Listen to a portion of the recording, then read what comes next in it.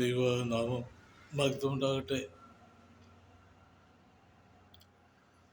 ഒരു സന്ദേശം അറിയിക്കാൻ ഞാൻ ആഗ്രഹിക്കുന്നു. യോനയുടെ ദൈവം.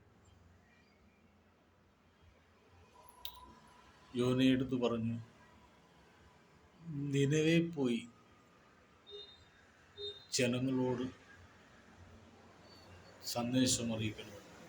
കാരണം നിനവയിലെ ആബാലവൃതം ജനം ദൈവത്തെ മറന്ന്, അല്ലെങ്കിൽ ദൈവത്തിൻ്റെ വഴി വിട്ട്, ദൈവത്തിൻ്റെ ആലോചന വിട്ട് പാപത്തിൽ ജീവിക്കുന്നു. അതുകൊണ്ട് ആ പട്ടണത്തെ, നിനവെ ഒരു പട്ടണമാണ്, ആ പട്ടണത്തെ ദൈവം നശിപ്പിക്കാൻ പദ്ധതിയിടുന്ന കാല അളവിൽ യോനയെടുത്ത് പറഞ്ഞു, നീ അവിടെ പോയി ഈ വചനം നീ ഘോഷിക്കണം. കാരണം ജനം മടങ്ങി വരുന്നെങ്കിൽ ആ ശിക്ഷയിൽ ഇളവ് കൊടുക്കാനാണ് ദൈവം ആഗ്രഹിക്കുന്നത്. വന്നില്ലെങ്കിൽ അവിടെ ആ പട്ടണത്തെ ദൈവം നശിപ്പിക്കും. പക്ഷെ യോന ഒരു കപ്പൽ കയറി ഇങ്ങനെ തർശിസിലേക്കുള്ള ടിക്കറ്റ് എടുത്ത് യാത്ര ചെയ്തു. കാരണം നിനവയിലേക്കാണ് പോകാൻ പറഞ്ഞ് താൻ തർശിസിലേക്ക് പോവുകയാണ്, സ്വന്തം വഴി. തർശിസിൽ പോകാൻ ദൈവം പറഞ്ഞില്ല, പക്ഷെ തനിക്ക് നിനവയിൽ പോകാൻ താല്പര്യമില്ല, അതവിടെ കാണിക്കുന്നു.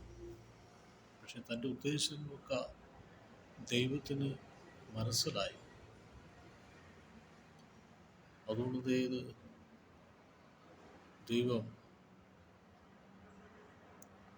തന്നോട് ശക്തമായി ഇടപെടുകയാണ്. കപ്പൽ ഓളം തട്ടി മറിയുന്ന രൂപം വന്നപ്പോൾ അതിൽ പല ദൈവത്തിൽ വിശ്വസിക്കുന്നവർ ആ യാത്രയിലുണ്ടായിരുന്നു.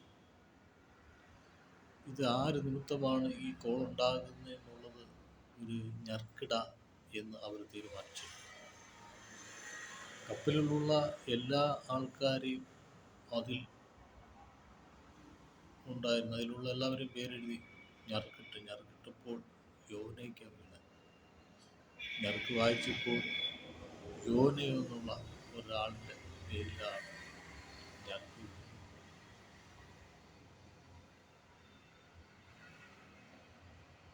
അങ്ങനെ